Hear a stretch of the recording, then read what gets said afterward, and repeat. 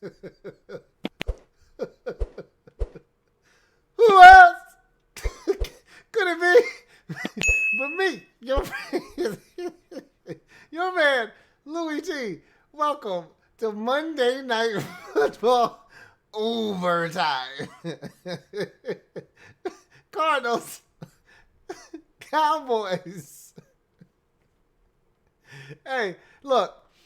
Hold on. It felt so good. Not because it was just because it was Dallas, okay? It felt so good just to watch somebody else get their ass torn up on national TV and it not be us. Normally, when we watch these primetime games, even if it gets out of hand, it's not out of hand by like the third quarter, which is usually how our primetime games go. You know, normally the commentators are talking about everything but the game midway through the third quarter. That's what they were doing tonight, and it was refreshing.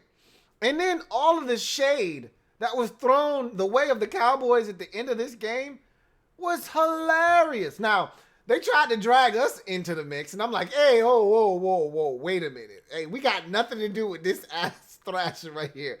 This all-out assault, we got nothing to do with this. Don't bring us into this. But, you know, obviously they're going to drag the entire NFC East through the mud. And then Brian Greasy had the line of the night. Well, he didn't even say anything.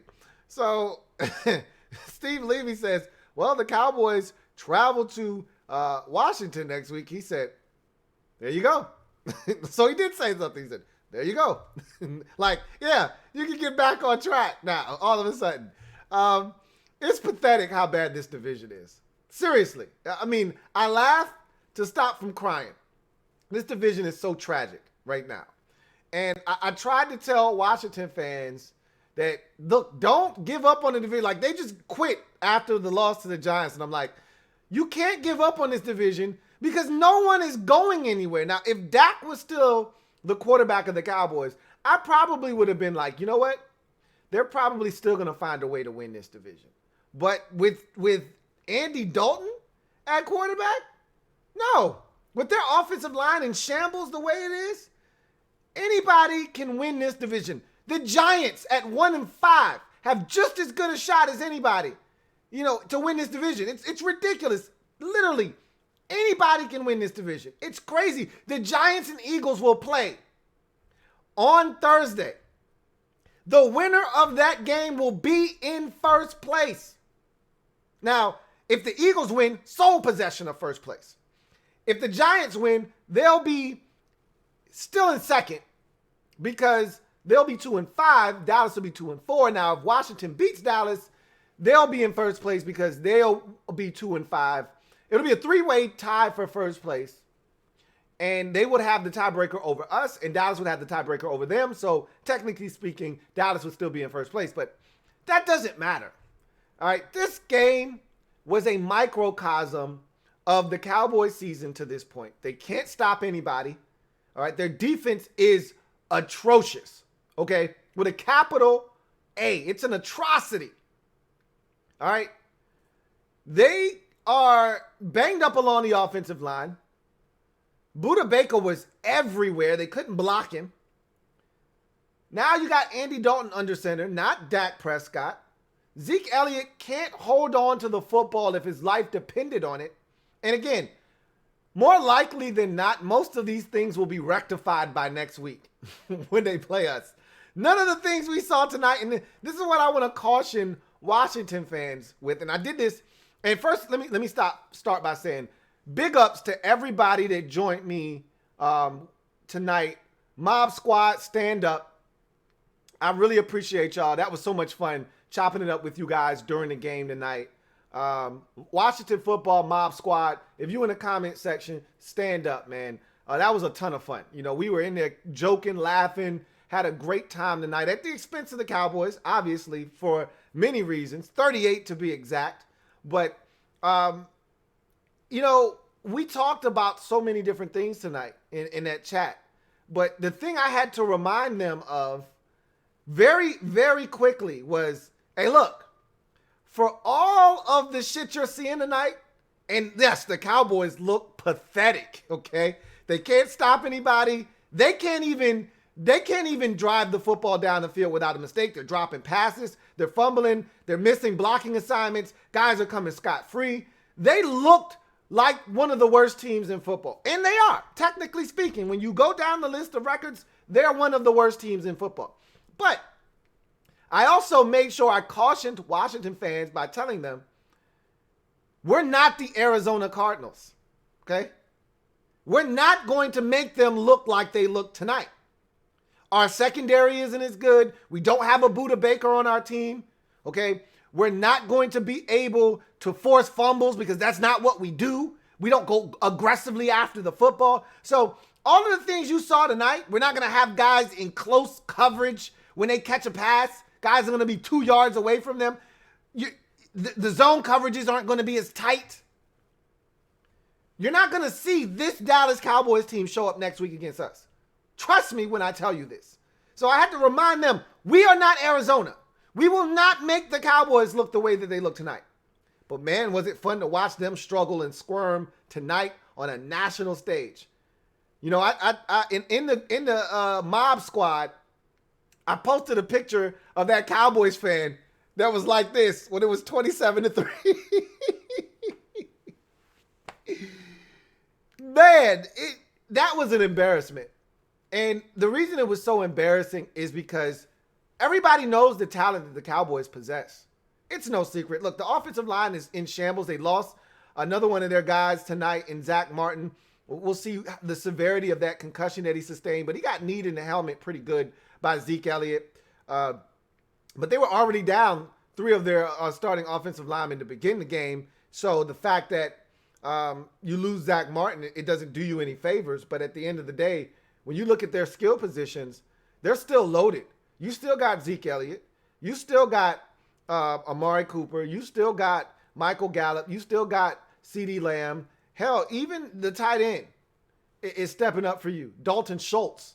Like, there's talent everywhere. There's no excuses for the type of performance. The thing coming into this game was, hey, Dallas can't stop anybody. The thing wasn't they can't score. So that was the thing that was most disappointing if you're a Cowboys fan tonight, is that you didn't score. Enough of the Cowboys already. We'll talk about them more later. How about the Arizona Cardinals? On national television, to pull down the Cowboys' pants and beat them like they stole something, get to 4-2 on the season, and really start to get that momentum back that you had earlier in the season when you were 2-0. This is a big win if you're Arizona. Last week, you beat the Jets to snap the 2-game winning streak or losing streak, and everyone was saying, hey, it's the Jets. Now, you could easily say, hey, it's the Cowboys. They stink. But this was much more impressive. Not because of you putting up 38. Everybody's putting up 38 plus against the Cowboys. That's not the thing that's impressive. The 10 is what's impressive. And I get it. No Dak Prescott. First time they're starting without that guy in forever. However, that talent that I just ran down the list of, they're still there. Those guys still exist. And you took it to these boys from the word go. And you didn't even have your fastball. Look at Kyler Murray's numbers. The man was 9 of 24 for a $188. One of those 9 completions was an 80-yard bomb. Take that away, and he's 8 of 24 for 108 yards. He was not good tonight. He was not on the same page with his receivers. That's something you should be concerned about. But boy, is his legs electric or what? His legs are absolutely dynamic. Man, is he fast. And I can't say how many times I said that in tonight's chat, but he's super fast. It's ridiculous. It's almost like video game type stuff. I'd like to see him and Lamar Jackson race because those two are ridiculously fast. Murray's looks a little bit different because he's got shorter, choppier steps. And Lamar's got a bigger stride, but those two guys are ridiculously fast. Murray looks like he's in a hurry, and Lamar looks like he's casually running fast. Sort of like Deion Sanders. Deion would look like he was jogging and he'd be sprinting, and it was effortless, and that's what Lamar's looks like. Whereas Kyler looks like he's in a hurry, like he's being chased by a dog and he doesn't want to be caught, both of them are fast as hell. They both achieved the same thing. And his legs were dynamic. They were the difference early in this game. When he was struggling to find his receivers, he was finding the sticks, the first down markers with his legs. And so that was the difference maker early in this game until he was able to hit some of his receivers and make some plays. And so you still got some issues to work out offensively if you're Arizona. Like, you know, you should be excited about what you did tonight, but you should also be cautious about what you did tonight because let's see who you play next. You play the Seahawks on Sunday, and you're home for Seattle. You come with that same bullshit with them coming off the bye. And look, Seattle can't stop a damn nosebleed themselves defensively. But if Kyler looks like that, if he can't get in sync with Andy Isabella and he can't find DeAndre Hopkins, you could be in some trouble. So, you know, for all the good you did tonight, destroying the Cowboys, 38-10, your offense still needs some retooling. You still need to be a little bit more sharp on the offensive side of football. But, man, did your defense come and play some ball tonight. Budda Baker, to me, was the star of the show. This guy was everywhere, and it was funny. You had people questioning whether he should have gotten a deal. He got no interceptions in his career. And I'm like, you must not have ever seen Budda Baker play before. Because if you have, then you would know his impact goes way, way beyond interceptions. It's the same thing I talk about Jadeveon Clowney with. Like, if you're one of those people that say you can't pay Clowney because he doesn't get sacks, I say you haven't watched Jadeveon Clowney because his impact goes way beyond the sack total. Same thing with Budda Baker. And you saw it tonight. He was everywhere. Everywhere. I wasn't sure if he was a Visa or if he was a MasterCard. He was a Discover. Like, everywhere you want to be, don't go anywhere without him. I didn't know which one. I was confused. I just knew he was everywhere. He was blitzing. He was in coverage. He was picking off passes. He was hitting people. He was down in the box in the run game. He was everywhere. And everybody followed suit. And it was fun to watch. When this team is clicking like this, they're a tough team to deal with. But again, you're going to have to clean up some of the issues on the offensive side of the football. And the penalties could be problematic moving forward. They talked about this team being one of the higher penalized teams in the league. Going to have to clean that up too. When you're playing better teams, penalties can come back to bite you in the ass. But for the most part tonight, you were outstanding, took care of business, dominated this game.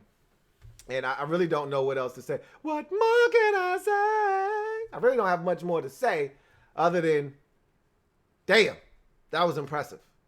As for the Cowboys,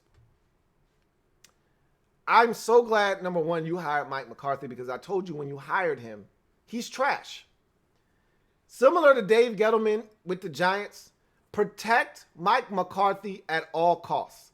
So we got to make sure that this guy stays employed like Redhead Jesus did in Dallas for many years.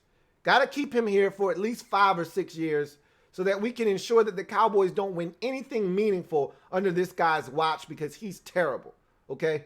He lived off of the fame. Now, he's not responsible for all these offensive linemen getting hurt, Zeke Elliott fumbling every other touch that he gets, Dak Prescott going down. He's not responsible for this defense. Look, they need to fire Mike Nolan. First of all, the fact that you hired him means that you guys don't get it. Mike Nolan has been, if a guy's been a defensive coordinator at 8 different stops, there's a reason no one thought highly enough of him to keep him there.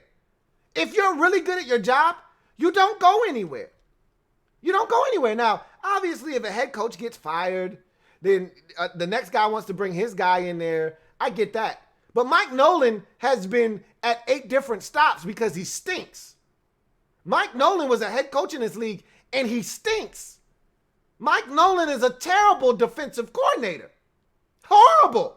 And you thought that this was a good hire? Where's the psychological sense in that? You need to wash your face and get your damn mind right. But I love it. Continue to give this man work so you can keep giving up 35 points a week. I love it.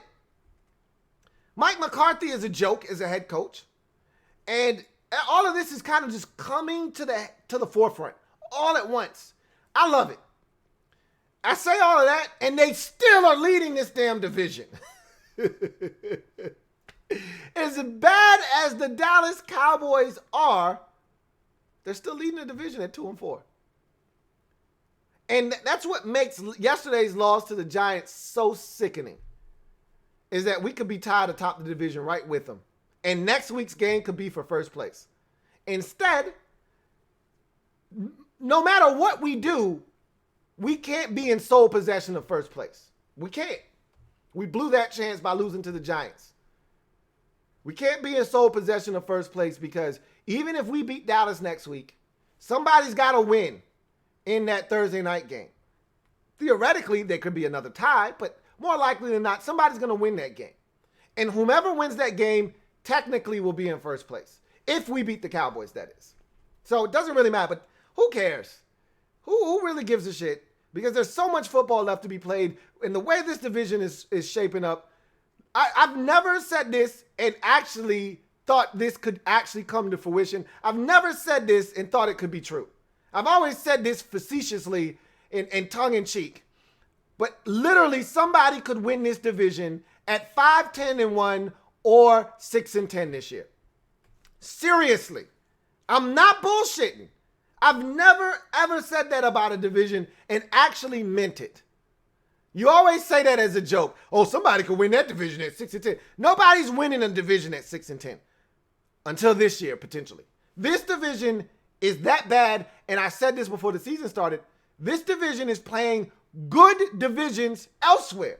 So it'd be a great help if we were playing the NFC or the AFC East this year, like we did last year. You know, it'd be great to be playing the Bills and the Dolphins, and these teams are probably good enough to beat everybody in our division. But you'd have a better chance than playing the West, AFC West, or the North, or the South. We're playing the NFC North. That's the best division in football record-wise right now. You have 2 5-win teams and a 4-win team. And that's the division we're playing. And they haven't even sunk their teeth into this division yet. That's the crazy part. I don't know if any team in this division has played Pittsburgh yet, other than the Giants. Now, the Ravens have made their way around the division. They beat Philly already, and they beat us. But the Browns beat Dallas, and they beat us.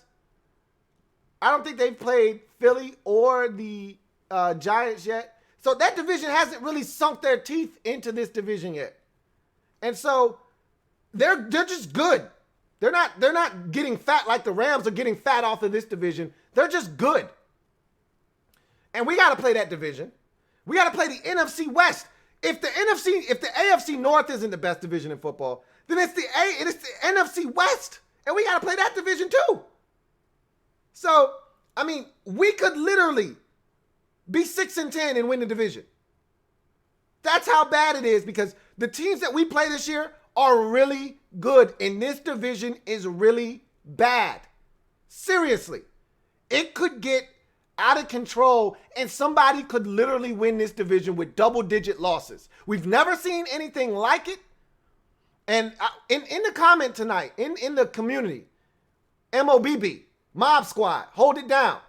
In the MOBB chat tonight, somebody said, this may prompt Roger Goodell to make a move to ensure that this kind of embarrassment doesn't happen again. They may have to start reseeding it differently. I don't think they'll ever go away from a division winner, but maybe they'll go away from that division winner having a home playoff game, or that division winner being seeded higher than a team with a better record than them. I don't know. This year, this division could embarrass the entire league.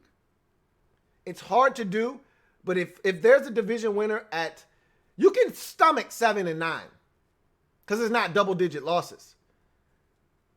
This division could be won at 6-10, and this is real spiel. Like, this is real shit we talking here. This ain't us just shooting this shit, talking crazy out the side of our necks. This division is bad enough that if somebody doesn't go 6-0 in this division could be won at 6-10. Like if the division winner goes 4-2 in the division, which is very likely with the way this division is set up, everybody stinks. Nobody's superior to the next team in the division. Everybody is expected to beat up on each other because it's so bad.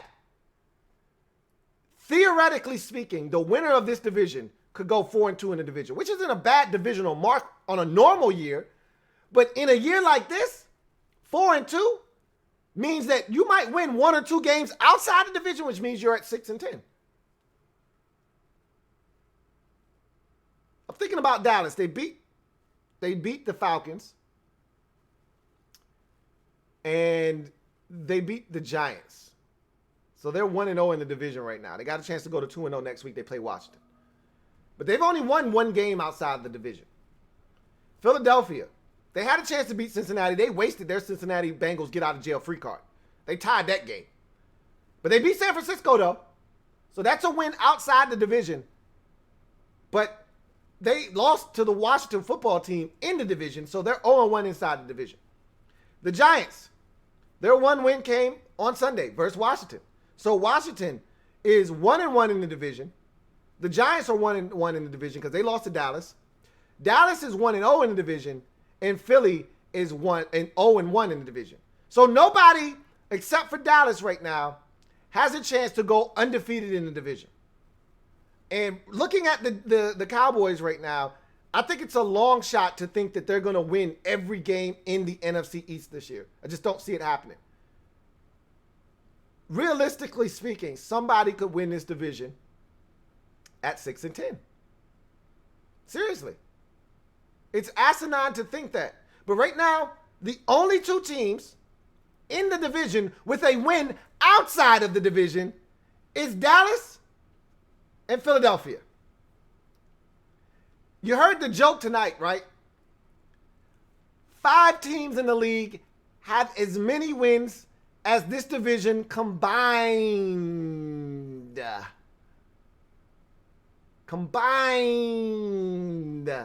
We got 5 wins to our name in this division. 5. a whole 1, 2, 3, 4, 5th. 5th. That's embarrassing, man. You gotta have some pride about yourself. I told you, I'll always go down on my sword for this division. I can't stand the Eagles, Giants, Cowboys, none of them.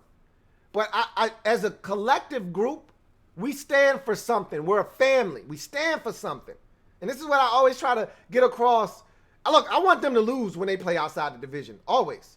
But at the same time, if I had my choice, I would rather Washington end up 13-3 and just beat out Dallas or Philadelphia at 12-4 and have this division be strong than to win this division at 6-10 and be able to say, hey, we won the division though. I'll take it any way I can get it. I'm not turning down a chance to call myself division champs. I don't give a shit. 10 years from now, nobody's going to look back and say, oh, that 2020 division crown you got, that was 6-10. That shit don't count. You know what they're going to say? Hey, I won a division in 2020. It is what it is. Right now in the moment, it may seem like, man, y'all are super trash. Y'all don't even you shouldn't even deserve to be called division champs. 5 years from now, 7 years from now, nobody will even remember that this division was that bad until somebody reminds them of how bad the division was in 2020. You'll just say, hey, we won a division in 2020. No repeat division winners in this division. No repeaters. All right, that's the thing right now. Nobody repeats as division winners. Philly won it last year. You can't win it this year. So I'd love to say, hey, we threw our name in the hat, got us one, snatched up a division crown in Rivera's first year when Rivera was doing bullshit. I'd love to say that. We're going to have to start winning some games, though. But I tell you what, if Dallas is going to play like this, we got a shot next week. And we had a shot before this game, okay? That's what I've been trying to explain to any Washington fan out there, is that we got a shot. I know you don't want to hear it because you're looking towards the future and you want to get this quarterback and you want to get this guy and you want to get that guy. So you want to maximize your draft position. But what's in front of you is an opportunity that doesn't come around very often. And that's an opportunity to win the damn division.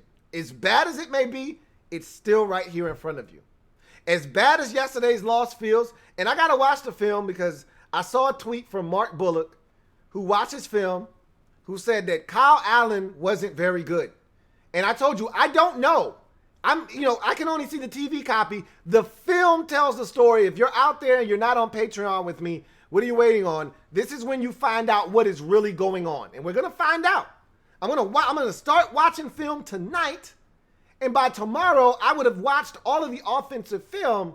And I'll be able to tell you whether or not Kyle Allen had a good game or not. Still think he gives us the best chance to win whether he had a good game or not. Because Dwayne refuses to move. If Dwayne would move out of the pocket, I'd have a totally different view of him as far as whether he can be the starting quarterback. But his refusal to leave the pocket, his cement feet in the pocket, I can't have it. Got to be able to get out of the pocket and create something off schedule. He seems incapable of doing that this year.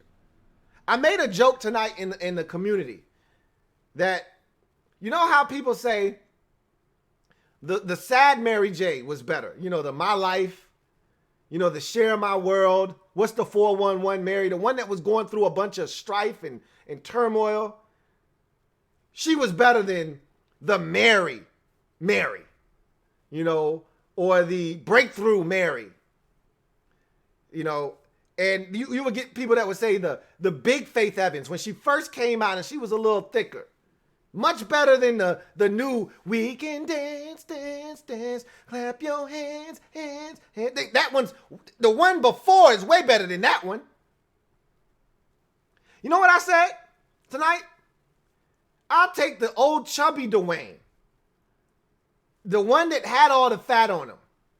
The one that felt the need to go drop 15, 20 pounds in it. Give me the before Dwayne. Not the after Dwayne, because the before Dwayne seemed like he wanted to get out of the pocket and he wanted to run and gun and have some fun.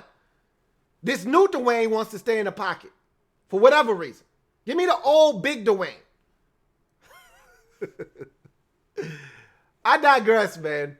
Cowboys got their ass whooped tonight. They're 2-4 on the season. This division is wide open. The Arizona Cardinals are now 4-2. They're right in the thick of things in the NFC West.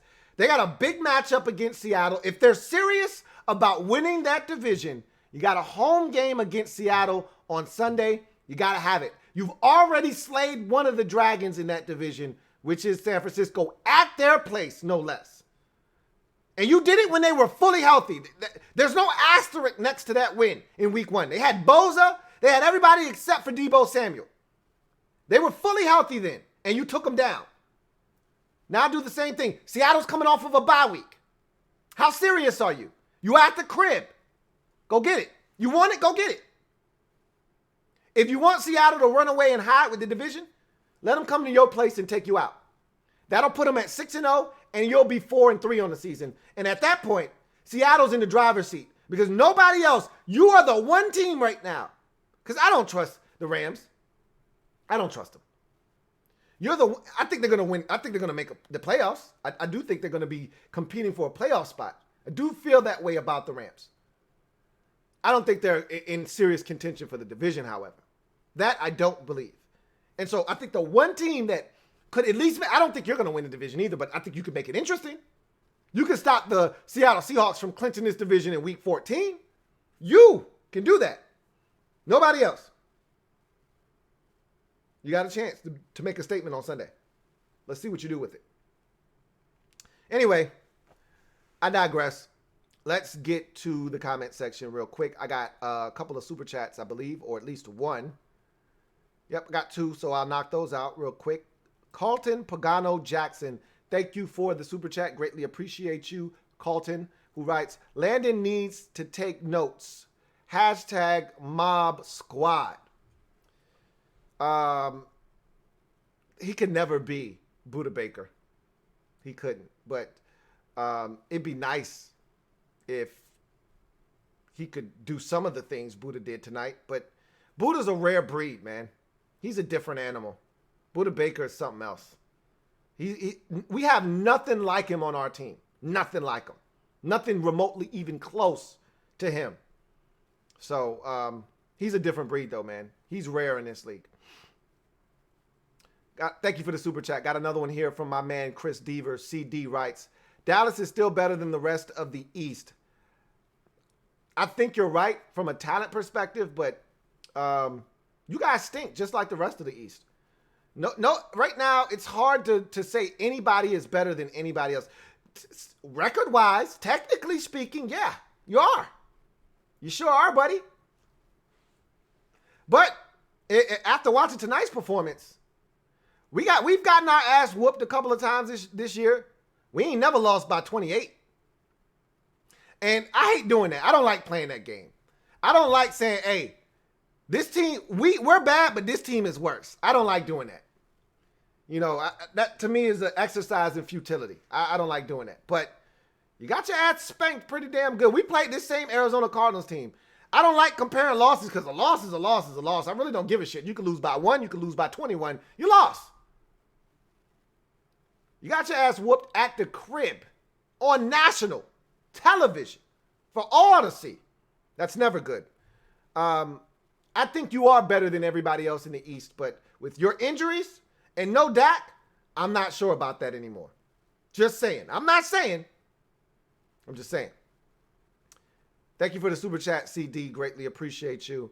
Let's get to some of these comments before we get out of here. Atlas says, NFC East winner going to get into the playoffs at 5-11. Laughing my ass off. Hey, nothing is out of bounds here. Nothing is out of the realm of possibility, which is, I had to wrap my brain around the fact that literally 6-10 could get it done. And if I'm telling you 6-10 can get it done, that means 5-11 isn't that far off. 5-11 is too low of a win total because the winner of this division is going to win 4 or 5 games in the division. Now, if the winner of this division wins 3 games, that's when 5-11 comes into play. I don't see the winner of this division doing that, though. The winner of this division is either going to go 4-2, 5-1, or if Dallas cleans up, 6-0. But to me, the winner of this division is going to take care of business inside the division, and that's good enough to get you to 6 wins. If you win 4 in the division, that means all you got to do is luck up and win 2 outside of the division, and usually you can do that in an NFL season. So we'll see what happens. I got a couple of super chats, so I'll knock those out real quick. Got a super chat here from Mustango. Thank you for the super chat, Mustango. Greatly appreciate you, who writes, got really disrespectful with my Rams, Lou. You know the Rams play the Seahawks the hardest, and we own the Hawks' ass. That is facts. You play them better than anybody else in the division. Here's the problem. You don't play that well against everybody else in the division. And I don't trust you outside of how you play Seattle. So while you're 4-2, Seattle has a chance to be 6-0 after this week. And you got the Bears. If I'm not mistaken, the last time you had the Bears on a Monday night, I think it was a Sunday night actually, but it was a primetime spot, you got thoroughly embarrassed. They undressed you on a Monday, I think it was a Sunday night, where Jared Goff looked like a shell of himself and your offense looked meager. I've already said this. Jared Goff and his offense usually doesn't perform well against teams who play top-notch defense. They just don't. The Bears are one of the best defensive teams in football right now. They're not giving it up. They're forcing turnovers. They're not making mistakes offensively. You got your work cut out for you on Monday night next week. I don't like that game for you. I don't. We'll see what you do. But I don't see you winning the division. I never did. Never thought that the division was something that you would be able to attain this year. But I did think you were a playoff team, and I'm sticking to that prediction before the season started that I made of the Rams making the division, making the playoffs. But I don't see you challenging Seattle for the division crown. I don't. I see Arizona coming closer to doing it. Hell, even San Francisco, if they can get their act together, they got a really tough schedule, though. They got a really, really tough schedule coming up. And it's how they navigate those next 5 games that we saw last night that's going to determine whether or not they're able to really compete in this division for something meaningful other than a wild card berth. So we'll see what happens. Thank you for the super chat, Mustango. Got another one here from Silver V, my man Silver Villains. Thank you for the love. Greatly appreciate you, Silver V. Thank you so much. My man Silver V writes, he said, there is 2 categories for loser quarterbacks. A, having a bad game like Cam Newton, Carson Wentz, Josh Allen. B, getting your brains bashed in like Baker Mayfield, Aaron Rodgers, and Andy Dalton. Laughing my ass off. So, yeah, normally with quarterbacks, if you have a bad game, it's a one-off. We write it off as, man, he just had like Aaron Rodgers. They got their brains bashed in, the Packers did, but that's a one-off. He would go in that A category. He had a bad game. I told you, he hadn't thrown 2 interceptions in one game since 2017. Like, that's a one-off. Rodgers doesn't do that very often. So you just look at that game, you say, man, they got the best of us. You move on. Rodgers will throw 3 touchdowns for 315 yards on 28 of 34 passing next week, and we'll forget all about this mess that happened this week. You know, he had a bad game.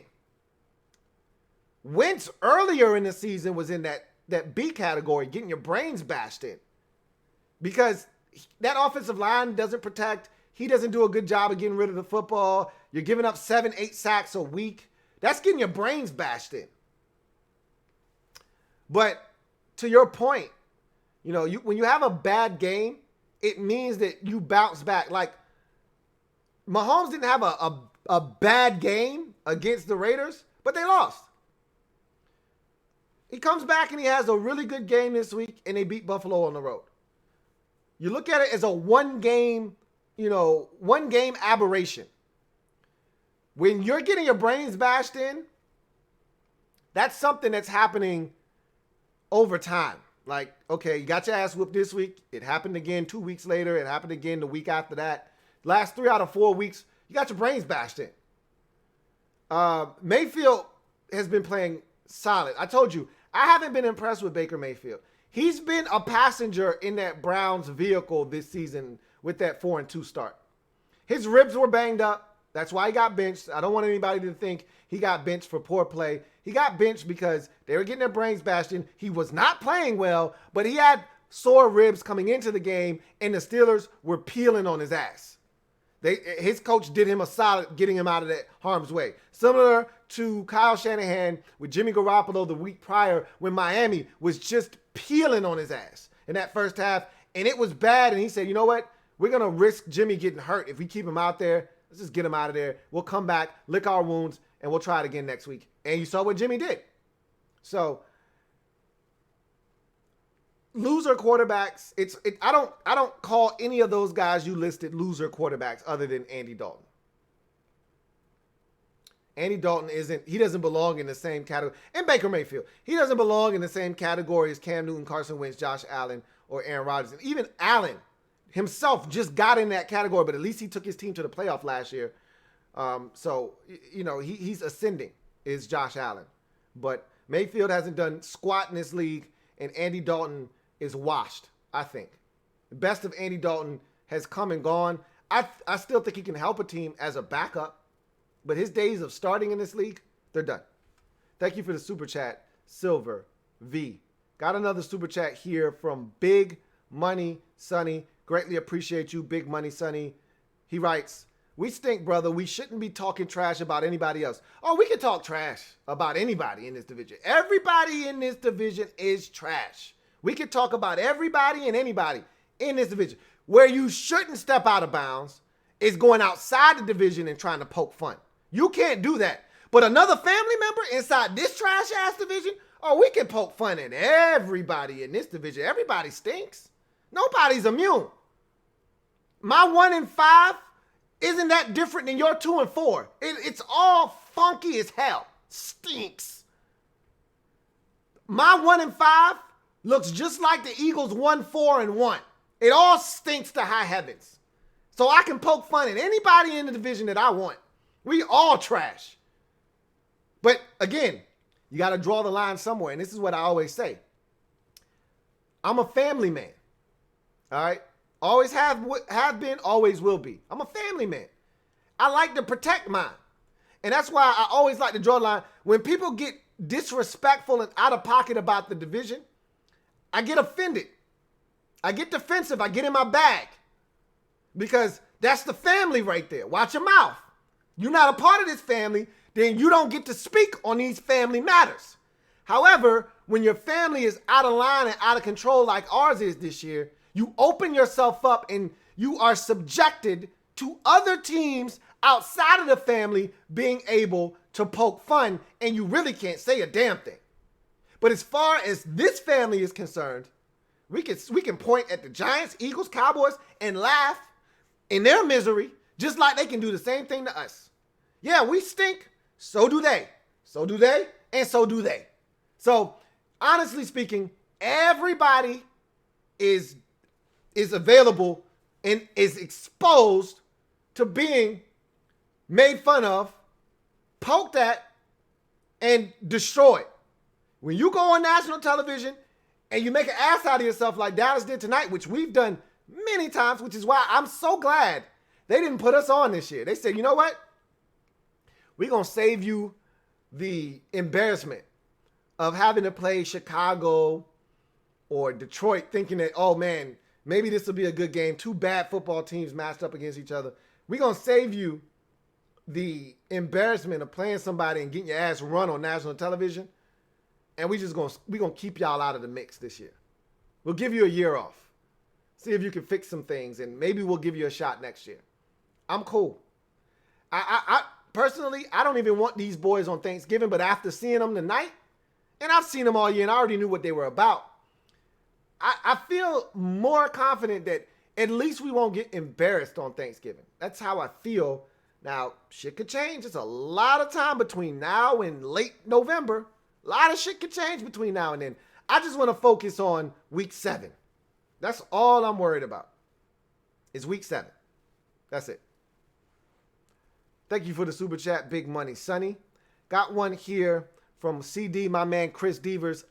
Double up. Thank you for doubling up, CD. Greatly appreciate you as always. Chris writes, I miss Dak. I feel you though. Pay Dak and rebuild the old line. Dak is, to me, the biggest reason why. Look, this offensive line is all banged up.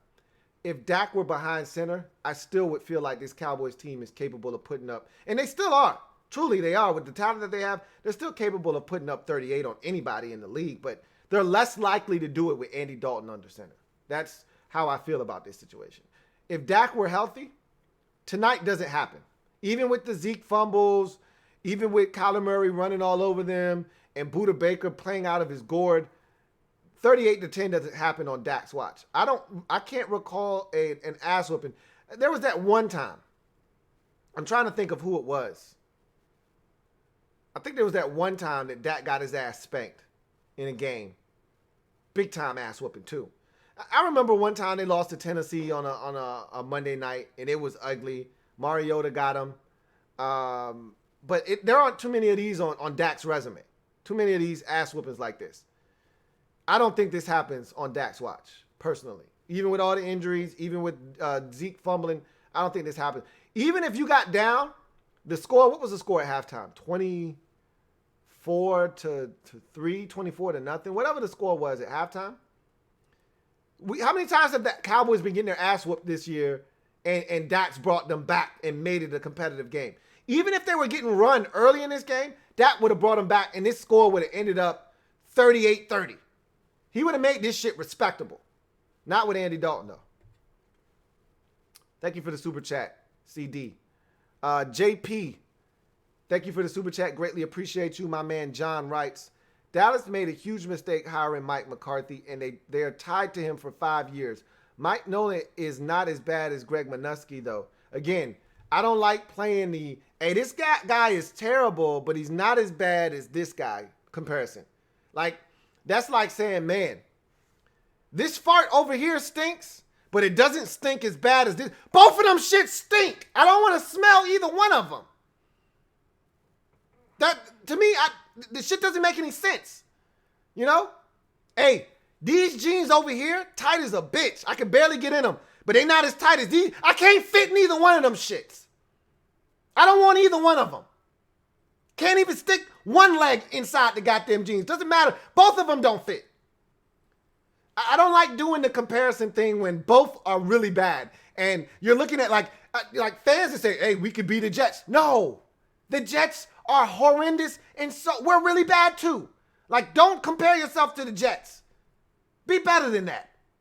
And if you're the Cowboys, you shouldn't be saying, well, at least he's better than this defensive coordinator. No, he's effing trash. And you hired him. So what does that make you? It's the same thing I said about the Giants. The Giants are effing trash, and we lost to them. So what does that make us? That's the division in a nutshell. Is that team lost to that team. This team is super trash, but this team beat that team. So what does that make that team? And then you lost to that team that lost to that team. So what does that make you? By default, all of us are super trash. The only team in the division right now that can say, hey, we ain't lost to none of yous is Dallas right now. They're 1-0 in the division. Everybody else in the division has lost to somebody else in the damn division. So everybody's like a finger pointing contest. You stink, but I beat you, but you lost to that team, but I beat you. So what does that make me? All of you are trash. And the team that's the least trash, I said this a couple of weeks ago. This entire division is trash. And I said, we might be the most nasty, filthiest piece of trash in this division when I was watching the Giants and the Cowboys play last week. Because that was a 37-34 game, and I can only dream about this team scoring 30-plus points. Matter of fact, I can't even tell you the last time we scored 30-plus points. I'm trying to think. It happened last year. I think we scored 30 at least once last year. But I gotta think about it. When we played the Giants and that game went to overtime, I think we scored over 30 that game. Quote me if I'm wrong. Correct me if I'm wrong. I'm not sure about that, but that's the last time I think we scored 30. It's killing me because that Aaron Rodgers stat from the other day where he hadn't thrown 2 interceptions in one game since 2017 was mind-boggling to me. And we're on the precipice of creating one of those stats for us scoring 30-plus points. When we finally break out and score 30-plus on somebody, they're going to hit us with one of those. This is the last time Washington scored 30-plus in a game, and then it's going to say a year other than this year. And anytime they do that to you, you know it's bad. If it's 2020 and they got to go back to 2019 or they got to go back to 2018 to figure out the last time you did X, Y, Z, shit's been bad. Unless it's a good thing. Like Aaron Rodgers not throwing a pick. Two picks in one game since 2017. But in our case, it'll be really bad because we haven't scored 30-plus points since 2019. And in this season where everybody's scoring 30-plus points, I digress. So, anyway, we got 10 minutes. I'll try to run through as many comments as I can before we get out of here. BE says, ooh, that ass whooping. Yes, sir. I love it, BE. Hey, how many more NFC East teams you got? You still got the Giants and Philly, right? Make sure you do that 2 more times, man. Sweep the division. Shit. You already beat us. Go ahead and sweep the division. I give you permission. Go ahead, man. Keep the party going. Cody _ Oh, I got a super chat. Let's see. Got a super chat here from Big Money Sonny. Double up. Thank you for doubling up, Big Money Sonny. Greatly appreciate you. As always, my man Big Money Sonny writes, man, you had me in tears with the fart comparison. Have we seen the last of Alex Smith under center? I really hate our quarterback situation. I'm not sure that I don't think so. Personally, I think you'll see him again. Whether Kyle Allen is stinking it up bad enough or, he gets hurt again. I don't think we've seen the last of Alex Smith. I truly don't, which is really frustrating because he stinks too. So, at the end of the day, I don't think we've seen the last of him. And that's frustrating, to say the least. I like Alex a lot. I feel like I have to say that because what I'm about to say sounds mean and like I don't like Alex, and that couldn't be further from the truth. I can't wait till Alex Smith is no longer on our team. There, I said it. And it has nothing to do with Alex Smith, the person. I love his story. I think this guy is awesome. He's a great person. I love listening to him talk. He's smart. He gets it. But Alex Smith is the epitome of everything that we're trying not to be moving forward. He's a game manager, and he's 37 years old, and he's everything I'm trying to move away from. I want a game changer. I want a guy that can go win us a game, put a team on his back. I want a young guy. He's everything I'm not looking for, and as long as he's here, he'll always loom over whomever's at quarterback. Because you'll always have, that sector, that small corner of the fan base is like, hey, what about Alex Smith? No. What about Alex Smith? No. I hope Alex is gone after this season so we can just move on. Wipe the slate clean, trade Dwayne, move on from Alex Smith. You hold on to Kyle Allen because he's a good NFL backup, I believe. Quality NFL backup. I've always long said that NFL backups do one thing when they come in. Something's going to happen. Whether good or bad, something's going to happen. Don't give me the backup that comes in and he's 13 of 20. Let's say he comes in middle of the second quarter. Don't give me the backup that comes in, goes 13 of 20 for 102 yards, no touchdowns, no interceptions. Because if I was winning the game, I'm probably now losing the game. And if I was losing the game, I'm probably now losing the game even worse. Give me the guy that's going to come in and do something. He might throw 2 interceptions, and I might be losing the game worse, or he might cost me the game, but he could also come in the game, and if I was losing, he could throw 2 touchdown passes, and I could come back and win the damn game. That's why I love Ryan Fitzpatrick as a backup, because when he comes in the game, something's going to happen. He ain't going to just come in the game and try to manage the shit. No, he's coming in, and he's trying to do some shit. He's trying to make something happen. Those are the best backups in the league. They ain't scared. I just came from the bench. So what you gonna threaten me with, the bench? No, you can't threaten me.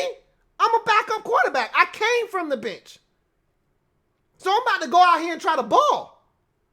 Don't give me the guy that's like, hey, I just want to make sure that I don't mess up anything and I just want to come in here and manage the game. Nah, the hell with that. Come in the game and make something happen. So I think you got your backup in Kyle Allen. Go find you a starter, man. Go find a real legitimate NFL starter.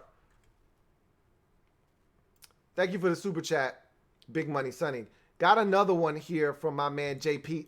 Double up. Thank you for doubling up, JP. Greatly appreciate you. My man JP writes, should have broke out the murder song. You can't see, you diminish the meaning of the murder song when you just break it out. Like, they lost by 28. Yeah, they lost by 4 touchdowns. It's a beatdown, but it's not an epic beatdown. You break out the murder song when there's blood and there's murder, there's crime scene tape everywhere. This kind of had that feel to it, but it didn't. Had this been, first of all, murder song is reserved for 40 burgers first. You got this, that's a prerequisite of the murder song. You want the first 48 intro, you want the murder song, you got to put up 40. The Cardinals didn't do that tonight. Now, again, that's still an ass thrashing right there. They beat them up good, but it's not worth, you can't take the murder song and diminish what it means. You start throwing it out there randomly, then it starts to lose its luster. It starts to lose the true impact and the meaning of it. Had this been 45-10, yeah, murder time. Dun-dun-dun-dun, dun-dun, dun-dun.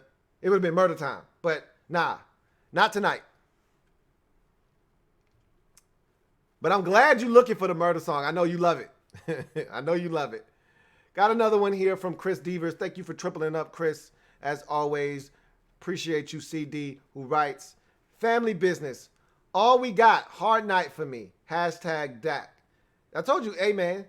NFC East. Family business. That's all we got, man. That's all we got is the fam. It's all we got is us. It ain't much this year, but it's all we got, man. We got to stick together. So hopefully nobody runs away with this thing. Unless it's us, which that shit ain't happening either. Oh, man. Got another super chat here from Atypical Brother. Appreciate you, Atypical Brother. Greatly appreciate the super chat. Atypical Brother writes, what up, Lou? Do you think the NFL least is bad because 3 of the 4 teams have new coaches, or just we're devoid of talent or competent coaching? I don't think our division being trash has anything to do with the coaching situation. The Eagles don't have a new coach. They're 1-4-1. Okay. I just think this division isn't very good this year for whatever reason. And you could argue that this division is more banged up than any other division around football. You look at Dallas's team, you look at Washington's team, you look at Philadelphia's team. The Eagles at one point had 3 healthy receivers against the 49ers. The Giants, we just played them. They had 4 healthy receivers, and one of those guys went down in the game and had to be carted off the field on a stretcher. And then their other receiver left the game with an ankle injury and had to come back and play on one leg so that they wouldn't have 2 healthy wide receivers. Now, they're going to get Sterling Shepard back next week versus the Eagles, but it just goes to show you how banged up this division. I talked about how banged up the Cowboys are. So this division is really banged up. It's a lot of injuries. They're not the same teams that they were coming into the season, but no excuses. Everybody's dealing with injuries, some more than others, but at the end of the day, I just think this division is just bad. They're just not good football teams. They got off the bad starts, and I told you, in this league, confidence begets winning, winning begets confidence, and it's a flavor delicious poetic scripture cycle. You want to win, and if you win, it builds confidence. If you got confidence, then you win. But you can't, it's like the chicken or the egg. You can't win without confidence, and you can't have confidence without winning. And all of these teams kind of got off to slow starts, and thus it really hurt them. I really believe that. Washington got off to a 1-0 start. Everybody else in the division lost in week 1. Washington was atop the division at 1-0 in week 1. And if I'm not mistaken, Washington was atop the division at 1-1 in week 2 as well. I don't think they shared first place until week 3 when Dallas, who easily could have been 0-3 and should have lost to the Falcons, won and got to 1-2. And that's when they had to share first place with Dallas. So nobody in this division got off to a fast start other than Washington. And that was quickly extinguished in Arizona the following week, and then followed up with another stinker after leading after 3 quarters against the Cleveland Browns. So nobody in this division got off to a great start, and I think it kind of snowballed after that.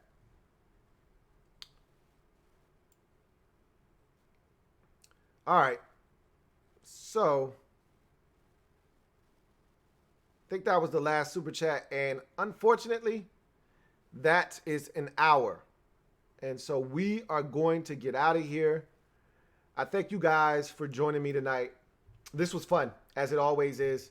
Look forward to doing it with you guys again. Got a podcast on Wednesday, so that'll be the next time that we link up live and have a chance to chop it up. If you're not in the group, if you're a Washington football fan and you're not a part of the Mob Squad, what are you waiting on? Get in the game, become a Mob Squad member, and chop it up with me during these games. And I'm live on any game. You hit me up, I see the comment, I'll jump in there real quick. But we were live tonight because it was a divisional game.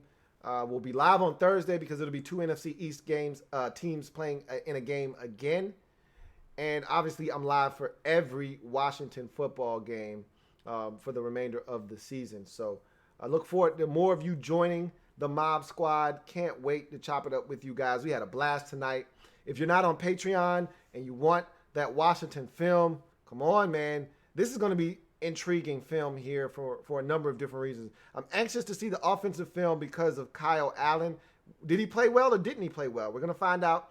And then defensively, I want to see what the defensive line did in this game because I felt like Young and Sweat had one-on-ones and they just didn't win in this game.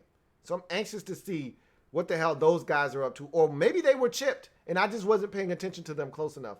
The film doesn't lie, so got a lot of work to do. I'm going to jump into the lab as soon as I leave here. But I want to thank you guys once again for chopping it up with me. You could have easily said, hey, 38-10, I don't need to jump on live with this guy. It was an ass thrashing. I don't need to join in on the fun.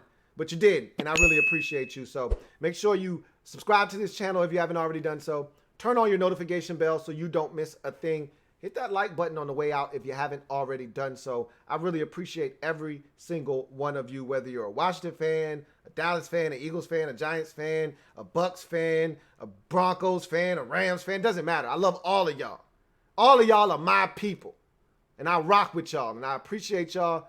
And so, with that being said, I'm glad to decide and allow you to get back to your regularly scheduled programming, whether it's go to sleep, whether it's to get some work done, whatever the case may be. I'll check you guys later. Remember, if it's not your man T, it's not, I repeat, not the best NFL coverage it could be. Until next time, you guys have a good one. Take care, and I'll see you next time. LouieTeeNetwork.